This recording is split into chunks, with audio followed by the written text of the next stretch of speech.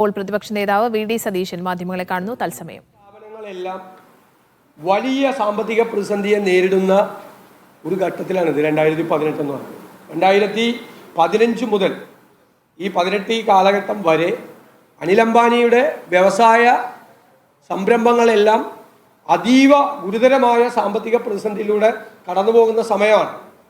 ഈ രാജ്യത്തെ ധനകാര്യ പ്രസിദ്ധീകരണങ്ങളിലെല്ലാം ഏറ്റവും വലിയ ലീഡ് വാർത്തയാണ് 60 കോടി 80 ലക്ഷം രൂപ നിക്ഷേപിച്ചു. അപ്പോൾ അത് വലിയ വാർത്ത നിറഞ്ഞു നിൽക്കുന്ന കാലത്താണ് ഈ നിക്ഷേപം. അതായത് ഇദ്ദേഹത്തിൻ്റെ എല്ലാ സ്ഥാപനങ്ങളും ഗുരുതരമായ സാമ്പത്തിക പ്രതിസന്ധിയെ നേരിടുകയാണെന്ന് രാജ്യത്തെ പ്രാദേശികവും ദേശീയവുമായ ദിനപത്രങ്ങളിലും മീഡിയയിലുമെല്ലാം വലിയ വാർത്തകൾ വന്നുകൊണ്ടിരിക്കുന്ന കാലത്താണ് ഇദ്ദേഹത്തിൻ്റെ ഒരു ധനകാര്യ സ്ഥാപനമാണ്, സ്വകാര്യ ധനകാര്യ സ്ഥാപനത്തിൽ ഈ പണം നിക്ഷേപിച്ചത്. ഏറ്റവും രസം 2018-19 KFCയുടെ ആനുവൽ റിപ്പോർട്ട്, അതിൽ ഈ കമ്പനിയുടെ പേര് മറച്ചു വെച്ചു. അതിൽ എഴുതിയേക്കുന്ന term deposit with bank and NCD ₹6080 lakhs എന്നാണ്. അതായത് ഈ RCFL എന്നുള്ള പേരില്ല. 2019-20 ആനുവൽ റിപ്പോർട്ടിലും ഈ കമ്പനിയുടെ പേര് മറച്ചു വെച്ചു. 18-19 മറച്ചു വെച്ചു, 19-20 ഈ കമ്പനിയുടെ പേര് KFCയുടെ ആനുവൽ റിപ്പോർട്ടിൽ പോലും ഇല്ല. മനസ്സിലായില്ലേ? പിന്നീട് ഈ പേര് വരുന്നത് പിന്നീട് വരുന്നത് 2020-21 റിപ്പോർട്ടിലാണ് ഇൻവെസ്റ്റ്മെന്റ് ഇൻ NCD RCFL എന്ന് വരുന്നത്. ഞാൻ നോട്ട് തരാം നിങ്ങൾക്ക്. ഈ NCD എന്ന് പറഞ്ഞാൽ നോൺ കൺവേർട്ടബിൾ ഡിബഞ്ചർ എന്നാണ് ഇതിൽ വരുന്നത്. ഇനി ഈ KFC SFC ആക്ട്, അതായത് സ്റ്റേറ്റ് ഫിനാൻഷ്യൽ കോർപ്പറേഷൻ ആക്ട് 1951 33-ാം വകുപ്പ് അനുസരിച്ച് റിസർവ് ബാങ്കിലോ നാഷണലൈസ്ഡ് ബാങ്കിലോ മാത്രം പണം നിക്ഷേപിക്കാൻ പാടും. അതാണ് ഈ ഒരു സ്വകാര്യ പണമിടപാട് സ്ഥാപനത്തിൽ കൊണ്ടുപോയി മുങ്ങാൻ പോകുന്ന കമ്പനിയിൽ പോയി ഇത് വെച്ച് 2018-18 നിക്ഷേപിക്കുന്നത്. കേട്ടോളാം, 2019 ഈ കമ്പനി പൂട്ടി, കമ്പനി ലിക്വിഡേറ്റ് ചെയ്തു. 19 ഈ കമ്പനി ലിക്വിഡേറ്റ് ചെയ്തു. ലിക്വിഡേഷന്റെ ഭാഗമായിട്ട് പൈസ കിട്ടിയില്ല എന്ന് പറയാൻ പറ്റില്ല. 7 കോടി 9 ലക്ഷം രൂപ കിട്ടുന്നു. ലിക്വിഡേറ്റ് ചെയ്യുമ്പോൾ കിട്ടുമല്ലോ, ആ ലിക്വിഡേറ്റ് ചെയ്യുന്ന സ്ഥാപനങ്ങളുണ്ടല്ലോ, അതനുസരിച്ച് 7 കോടി 9 ലക്ഷം രൂപ, 60 കോടി 80 ലക്ഷം രൂപയാണ് നമ്മൾ ചെയ്തു. പലിശ അടക്കം നമുക്ക് കിട്ടേണ്ടത് 101 കോടി രൂപയാണ്. 101 കോടി രൂപയാണ് ഈ ഇടപാടിലൂടെ സംസ്ഥാനത്തിന് നഷ്ടമായത്. 101 കോടി രൂപ. 60 കോടി 80 ലക്ഷമാണ് നിക്ഷേപിച്ചത്. പലിശ അടക്കം നമുക്ക് കിട്ടേണ്ടത് 101 കോടിയാണ്. ലിക്വിഡേറ്റ് ചെയ്തപ്പോൾ 7 കോടി 9 ലക്ഷം പലിശ അടക്കം. ഈ 60 കോടിയുടെ പലിശ അടക്കം നിങ്ങൾക്ക് പലിശ കിട്ടുമല്ലോ, നിക്ഷേപമല്ലേ, ആ നിക്ഷേപത്തിൻ്റെ പലിശ, ഇത്രയും പൈസ KFC ഏതെങ്കിലും MSMEക്ക് ലോണാ കൊടുത്തെങ്കിൽ എന്തെല്ലാം കണ്ടീഷനാണ്.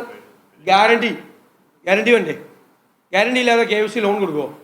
ഗ്യാരണ്ടി ഉണ്ടാവും. പലിശ നല്ല പലിശയാണ്, നല്ല പലിശയ്ക്ക് പണം ഇങ്ങോട്ട് കിട്ടും. പൈസ അടച്ചില്ലെങ്കിൽ അത് KFC ജപ്തി അല്ലേ, അതിനല്ലേ KFCയുടെ ഫണ്ട്. ഇത് ഒരു ഗ്യാരണ്ടി ഇല്ലാതെ ഈ പണം അവിടെ നിക്ഷേപിച്ചു. 101 കോടി, 7 കോടി 9 ലക്ഷം. അല്ല, അത് കൂടാതെ പലിശ ഉൾപ്പെടെ നമുക്ക് നഷ്ടപ്പെട്ടതാണ് 101 കോടി. മറ്റേതുകൂടി നമുക്ക് കിട്ടണ്ടായിരുന്നു, 7 ചില്ലാൻ കോടി കൂടി കിട്ടണ്ടായിരുന്നു. നമുക്ക് നഷ്ടം 101 കോടിയുണ്ട്, 94 101 കോടി രൂപയുടെ നഷ്ടം. 2018 നിക്ഷേപിച്ചു, 19 ഇത് ലിക്വിഡേറ്റ് ചെയ്ത് കമ്പനി. അത് കഴിഞ്ഞ് അതിൻ്റെ ഒരു പ്രോസസ്സ് ഉണ്ടല്ലോ, ആ പ്രോസസ്സ് കുറച്ച് കഴിഞ്ഞിട്ടാണ് ഈ 7 കോടി രൂപ നമുക്ക് കിട്ടിയത്. ഇനി ഇത് സംസ്ഥാനത്തെ ഇടത്തരം ചെറുകിട സംരംഭങ്ങൾക്ക് ലഭിക്കേണ്ട ഫണ്ടാണ് വൻകിട മുങ്ങാൻ പോകുന്ന വൻകിട കോർപ്പറേറ്റ് സ്ഥാപനത്തിന് നൽകിയത് ഗുരുതരമായ കുറ്റവും ഗുരുതരമായ അഴിമതിയാണ്. പണം മേടിച്ചിട്ടാണ് ഇത് ചെയ്തിരിക്കുന്നത്. അല്ല ആരെങ്കിലും കൊണ്ട് ഈ കമ്പനിയിൽ നിക്ഷേപിക്കുക, ആരെങ്കിലും കൊണ്ട് ഈ കമ്പനിയിൽ നിക്ഷേപിക്കുക. ഞാനതാണ് നിങ്ങളോട് പറഞ്ഞത്. നിങ്ങൾ 2018 ദേശീയ മാധ്യമങ്ങൾ ഉൾപ്പെടെ എടുത്ത് നോക്കിയാൽ നമുക്ക് എല്ലാവർക്കും അറിയാമല്ലേ, അനിൽ അംബാനി വലിയ ക്രൈസിസിലായിരുന്നു. അനിൽ അംബാനിയുടെ മൊത്തം സ്ഥാപനങ്ങൾ വലിയ ക്രൈസിസിൽ നിൽക്കുമ്പോഴാണ് അയാളൊരു ധനകാര്യ സ്ഥാപനത്തിൽ കൊണ്ടുപോയി പണം നിക്ഷേപിക്കുന്നത്.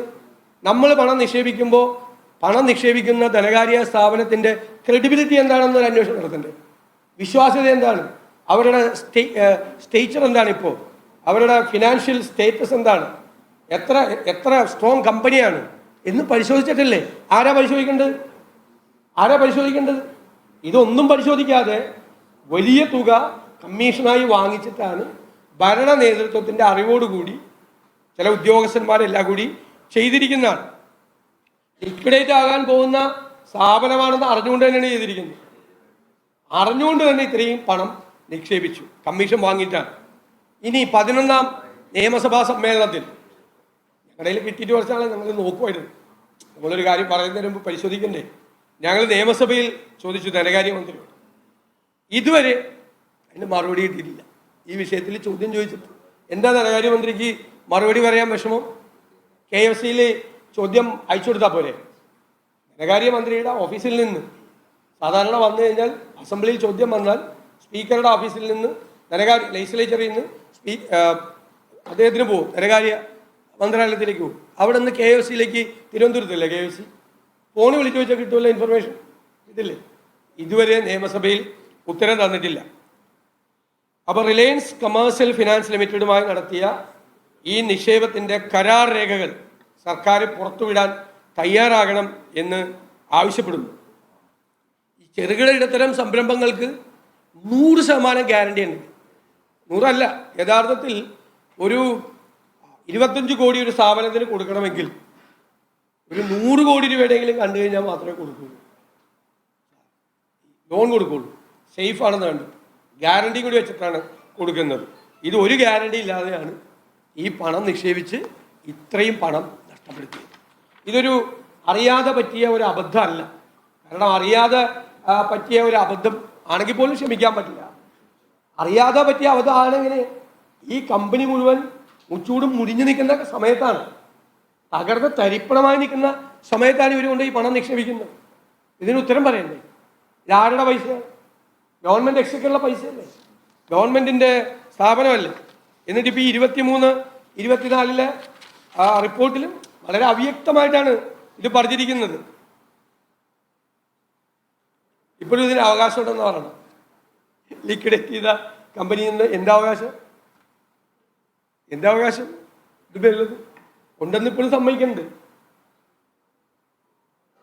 അപ്പോൾ ഗുരുതരമായ ഒരു അഴിമതിയാണ് ഭരണത്തിൻ്റെ മറവിൽ നടന്നത്. അത് മൂടിവെക്കാനുള്ള ശ്രമങ്ങൾ നടന്നു. ഇത്രയും വലിയ ധനകാര്യ നഷ്ടം, 100 കോടി രൂപയിലധികം ധനകാര്യ നഷ്ടം വരുത്തിയ ഈ അഴിമതിയെക്കുറിച്ച് അടിയന്തിരമായി അന്വേഷിക്കാനുള്ള നടപടി സർക്കാർ തീരുമാനിക്കണം. ഇതിൻ്റെ പുറകിൽ പ്രവർത്തിച്ച ഭരണ നേതൃത്വത്തിലുള്ളവരെ അടക്കം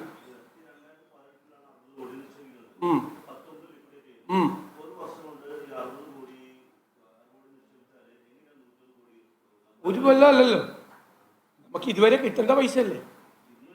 നമുക്ക് കിട്ടിയിട്ടില്ലല്ലോ. നമുക്ക് കിട്ടിയിട്ടില്ലല്ലോ. നമുക്ക് ആ പലിശ വെച്ച് കണക്കാക്കി കഴിഞ്ഞാൽ ഇപ്പോൾ കിട്ടില്ലേ. ഇപ്പോൾ എനിക്ക് തോന്നുന്നു 11-12% പലിശ KFC വാങ്ങിക്കുന്നത്. 10% വിചാരിച്ചു. ഒരു വർഷം 6 കോടി രൂപ കിട്ടില്ലേ. 60 കോടി വേറെ ആർക്കാർ ലോൺ കൊടുക്കണമെങ്കിലേ അതിവിടെ ഒരു വ്യവസായ സംരംഭമായിട്ട് വളരെയല്ലേ. അപ്പോൾ തന്നെ എത്ര വർഷമായി? 10% ഏത് നിക്ഷേപത്തിനാണ് ഇത്? വലിയ നിക്ഷേപമല്ലേ ഇത്? ഇൻവെസ്റ്റ് ചെയ്തിരിക്കല്ലേ കൊണ്ടുപോയി പൈസ. നിയമം ലംഘിച്ച് എല്ലാ നിയമങ്ങളും, സ്റ്റേറ്റ് ഫിനാൻസ് കോർപ്പറേഷൻ ആക്ടിലെ വ്യവസ്ഥകൾ മുഴുവൻ ലംഘിച്ചു. KFC അങ്ങനെ ചെയ്യാറില്ല. അങ്ങനെ കൊണ്ടുപോയി നിക്ഷേപിക്കേണ്ട കാര്യം എന്താണ്? KFCയുടെ പർപ്പസ് എന്താണ്? അവരെന്തിനാണ് രൂപീകരിച്ചിരിക്കുന്നത്?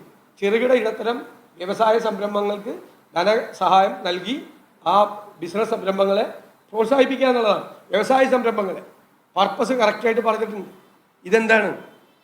അത് ഈ കമ്പനിയിൽ ഇതൊരു ദുരൂഹതയാണ്. ആരെങ്കിലും 2018 ഈ കമ്പനി കൊണ്ട് പൈസ കൊടുക്കുമോ? നിങ്ങൾ അന്നത്തെ മീഡിയ എടുത്ത് നോക്കുന്നത് എല്ലാവർക്കും അറിയാവുന്ന കാര്യമല്ലേ? കൊച്ചുകുട്ടികൾക്ക് വരെ അറിയാവുന്ന കാര്യമാണ്. ഈ അനിയുടെ ഭരണ നേതൃത്വത്തിൻ്റെ ഇപ്പോൾ അത്ര പറഞ്ഞാൽ മതിയല്ലോ, തുടങ്ങിയല്ലോ നമ്മൾ. ഭരണ നേതൃത്വത്തിൻ്റെ അറിവോടുകൂടി KFCയിലെ അവരുമായി ബന്ധമുള്ള ഉദ്യോഗസ്ഥന്മാരുടെ ഒരു കൂട്ടായ്മയാണ് ഇത് ചെയ്തത്.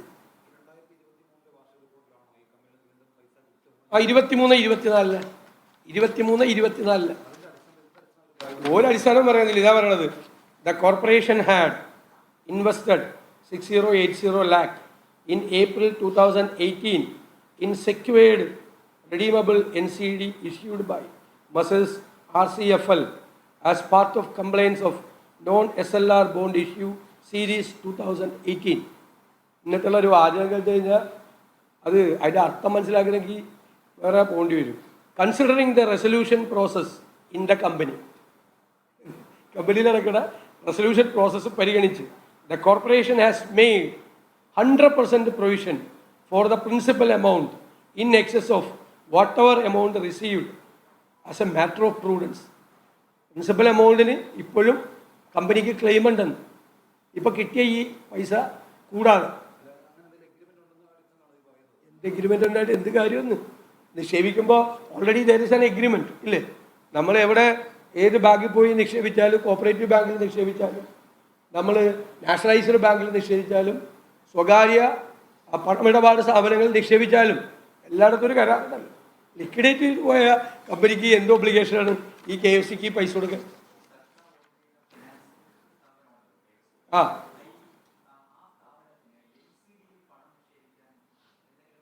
പാടില്ല എന്നാണ് പറഞ്ഞത്. ഞാനതാണ് ആ സെക്ഷൻ 33 പറഞ്ഞത്. സെക്ഷൻ 33 അതാണ് പറഞ്ഞിരിക്കുന്നത്. Section 33 is very clear. All monies belonging to the fund shall be deposited in the Reserve Bank or the State Bank of India or a subsidiary bank as defined in the State Bank of India Act 1959 or in any of the banks specified in column 2 of the first schedule to the Banking Companies Act 1970.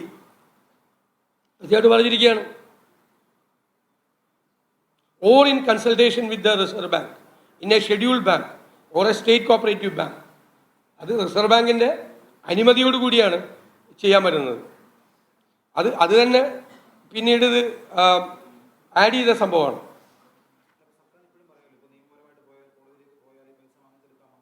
അതെങ്ങനെ എന്നിട്ട് എന്താ പോയത്? എവിടെ പോയത്?